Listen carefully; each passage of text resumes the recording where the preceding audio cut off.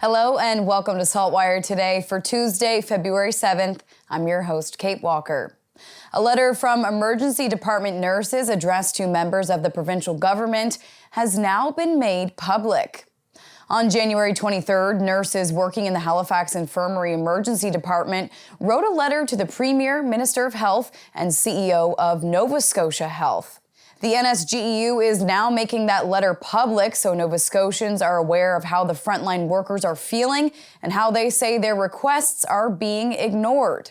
The letter reads in part, "The recent press conference on emergency department improvements instilled one last glimmer of hope in our RNs. We envisioned our calls for help were going to finally be answered. To everyone's bitter disappointment, it is now clear that the Nova Scotia government is completely blind to the needs and issues of facing RNs in our collapsing ED." The letter goes on to say the measures announced do not address one of the major issues contributing to increased morbidity and mortality in the ED, retention and recruitment of skilled RNs.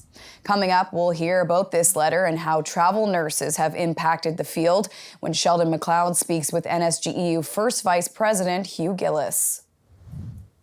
William Sanderson was back on the stand today at his first-degree murder trial for cross-examination by the Crown.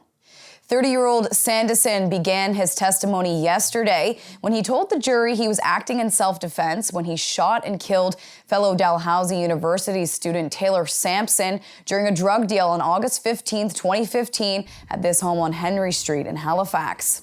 Sanderson said he drove to Lower Truro, where his family has a farm, early the next morning and dumped Sampson's body near this area in the Salmon River, one that flows into the Bay of Fundy. Today, Crown Attorney Carla Ball suggested Sanderson had plans to use the gun to kill Sampson. Sanderson says he used the gun to intimidate. He also said today that after he unloaded the gun and locked it away in a safe in his bedroom, he later put one bullet in, contemplating killing himself. The gun was later seized by police. Halifax Regional Police have ruled the recent suspicious death in Dartmouth a homicide and have identified the victim. Today, police say the 36-year-old man shot to death on February 4th was Nathaniel Maurice Brown. The autopsy conducted yesterday revealed his death was a homicide. Just before 11:30 that night, police were called to a shooting on Leahy Road. They found Brown, who had been shot outside the residence. He was pronounced dead at the scene. Investigators don't believe this was a random incident. There's no word on any suspects. Today marks the second anniversary of the murder of Brandon Polighetto, and investigators are still hoping that somebody will come forward with information on his case. On February 7th, 2021, just before 9 p.m., Halifax Regional Police were called to a weapons complaint in the area of the 600 block of Washmill Lake Drive in Halifax. Officers found Polighetto dead inside the building. An autopsy ruled his death a homicide. Investigators believe there are people who have information that could help solve Polighetto's murder and are asking anyone with information, even the smallest piece, to come forward. This case is part of the Nova Scotia Department of Justice Rewards for Major Unsolved Crimes program, which offers cash rewards of up to $150,000 for information leading to the arrest and conviction of people involved. In 2025, HRM will mark the 30th anniversary of its first election, which took place on December 2nd, 1995. To mark the milestone, two filmmakers are now collaborating on a project that will look at the first council to reach gender parity and get a behind-the-scenes look at the municipality. It's called Halifax Project City Hall. Gemini-winning producer Kent Martin is collaborating with filmmaker and professor of women's studies and political studies at Mount St. Vincent University, Meredith Ralston. He wants to showcase what the Halifax Regional Municipality is all about through photography and through blogging. So literally looking at what the city, what the responsibility of the HRM is. A lot of people don't know that the province, federal government have their responsibilities, but who knows, the municipalities do so much and yet people don't even know. It will also examine issues women councillors face and concerns that women are discouraged from running for public office. The project will document all matters of the city through photography and possibly a film. We'd like as big an audience as possible in the form of maybe bi-weekly blogs So say it's a day on the harbor, with the ferries, or a snowstorm. They received $7,000 from HRM last month to get going, and Ralston says they're applying for more funding and grants. It's time now for a glimpse of today's Thinking Out Loud with Sheldon McLeod. Today, Sheldon is speaking with NSGEU First Vice President Hugh Gillis about how travel nurses are impacting morale and retention in emergency departments. When nurses get together and say, listen, this isn't good. We're not in a good place. We need help. What does that tell you about the state of healthcare and the stresses on the workers right now, Hugh?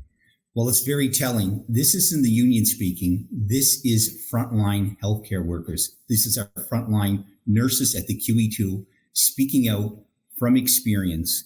And so the issue is Nova Scotia Health has become very reliant on travel nurses and agency nurses now. And staffing levels are so low that they need them to keep our hospitals running.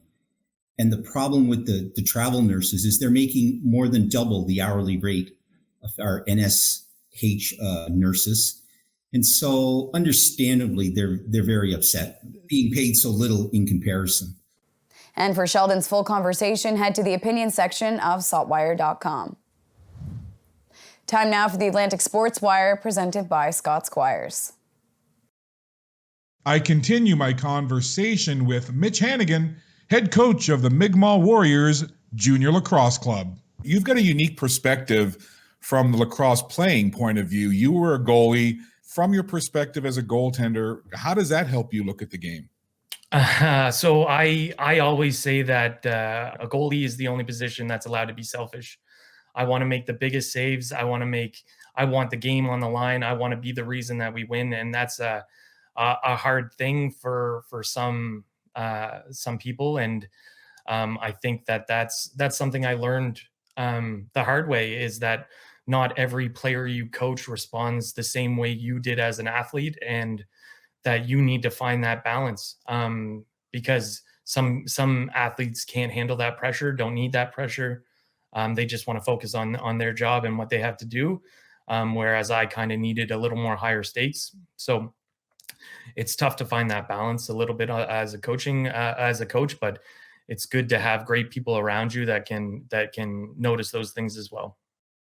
Mitch and the Warriors are excited about the 2023 season.